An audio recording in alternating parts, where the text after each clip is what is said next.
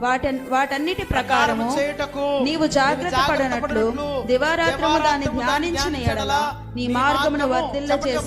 మార్గమును వర్ధిల్ల చేసుకొని చక్కగా ప్రవర్తించను. దేవుడు నిన్ను గొప్ప చేయాలంటే నువ్వు జాగ్రత్త పడి చేయవలసింది ఒకటి ఉంది. ఏంటి జాగ్రత్త పడ? దేవుని వాక్యాన్ని శ్రద్ధగా మనసులో దాచుకోవాలి. నా వైపు చూస్తున్నారా?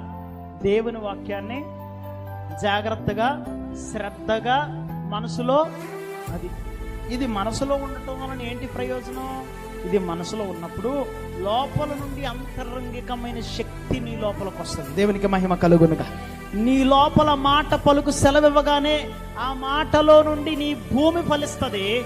ఆ మాట నుండి నువ్వు చేసే ప్రయత్నాలు ఫలిస్తాయి. నీ మార్గాలు చక్కవుతాయి. నువ్వు వెళ్ళే మార్గము సరళం చేయబడుతుంది. దేవునికి మహిమ కలుగునుగా.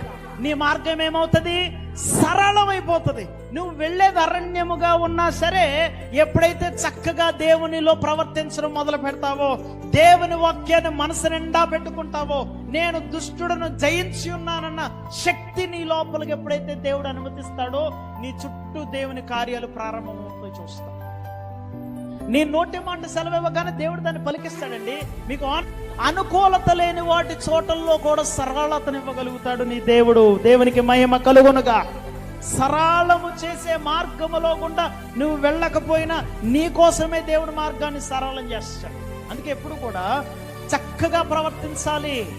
దేవుని నిందారహితుడిగా ప్రవర్తించాలి. నీ నమ్మకత్వంలో లోటు లేకుండా ప్రవర్తించాలి. దేవుని విషయాల్లో బహు వినయముగా ప్రవర్తించాలి.